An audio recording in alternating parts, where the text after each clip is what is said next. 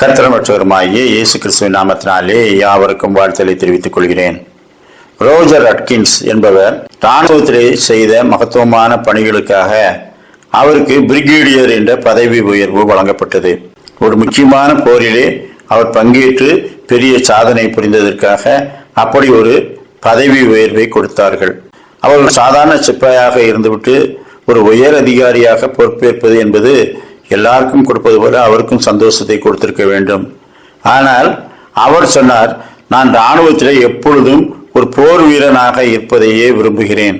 நமது இராணுவத்திலே அநேக அதிகாரிகள் உண்டு, அநேக பிரிகேடியர்கள் உண்டு. ஆனால் உண்மையாய் உழைக்கிற சிப்பாய்கள் தான் இல்லை. நான் உண்மையாய் உழைக்கிற சிப்பாயாகவே இருந்து விட்டு போகிறேன் என்று சொன்னார்.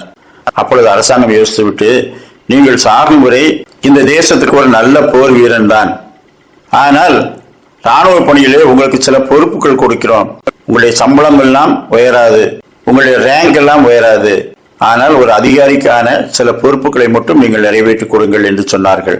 அப்பொழுது அவர் ஒத்துக்கொண்டார். ஆம், நான் ஒரு சாதாரண சோல்ஜர் தான், ஆனால் எனக்கு கொடுக்கப்பட்ட பொறுப்புகளை நிறைவேற்றுவேன் என்று அதை மிகவும் சிரத்தையாய் ஏற்றுக்கொண்டு சிறப்பாக பணியாற்றினார். இன்றைக்கு கர்த்தருடைய சபையிலும் வேலை ஸ்தலங்களிலும் நாம் உயர்வான பதவிகளை வகிக்க வேண்டும் என்று விரும்புகிறோம். பொறுப்புகளை அல்ல, பதவிகளைத்தான் வகிக்க வேண்டும் என்று விரும்புகிறோம். இன்னின்ன காரியங்களை நான் பதவி உயர்வு பெற்றால் செம்மையாய் செய்வேன் என்ற நோக்கம் அநேகருக்கு கிடையாது. ஆனால் எப்படியாவது உயர்வு வேண்டும் என்று விரும்புகிறோம். திருச்சபையிலும் போதகராகி விட வேண்டும், அல்லது தனி சபையை ஆரம்பித்தாவது நான் பாஸ்டர் என்ற பெயரை எடுத்து விட வேண்டும். பாஸ்டர் என்று இருந்தால் மட்டும் போதாது, இன்னும் 2-3 சபைகளை மேய்த்து பிஷப்பாக வேண்டும். இப்படி அநேகருக்கு உயரிய கௌரவத்தை அடைய வேண்டும் என்று இருக்கிறது.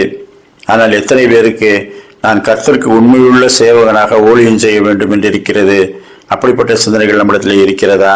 அப்பொழுது கர்த்தர் தமக்கு சித்தமானவனை தமக்கு சித்தமான பொறுப்புகளிலே அமர பண்ணுவார். நம்முடைய விருப்பத்தின்படி இல்ல, அவர் தமது சித்தத்தின்படி பகிர்ந்து கொடுத்த தேவ ஆவியானவராலே நமக்கு பொறுப்புகளையும் மேன்மைகளையும் அவர் வழங்குகிறார். மத்திய 20:27-28, உங்களில் எவனாயிலும் முதன்மையானவனாய் இருக்க விரும்பினால் அவன் உங்களுக்கு ஊழியக்காரனாய் இருக்க கடவன்.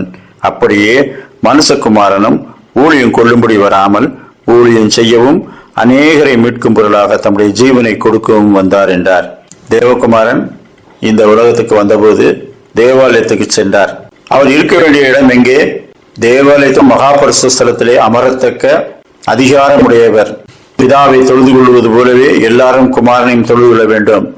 ஆனால் அவர் எளிமையானவராக அவர்களுக்கு உபதேசித்துக் கொண்டிருந்தார். அப்படியானால் கர்த்தருக்கு முன்பாக நாம் எப்படிப்பட்ட தாழ்மையுள்ளவர்களாய் நடந்து கொள்ள வேண்டும் என்பதை இந்த நாளிலும் நாம் சிந்தித்தவர்களாய், உயர்வுகளை நாம் தேட வேண்டியதில்லை, கர்த்தர் தருவார்.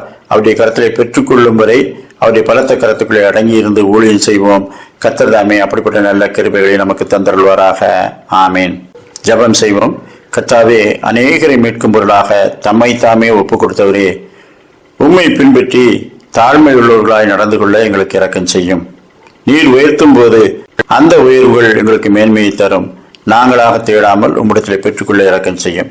இயேசு கிறிஸ்துவின் நாமத்திலே வேண்டிக் கொள்கிறோம் நல்ல பிதாவே. ஆமேன்.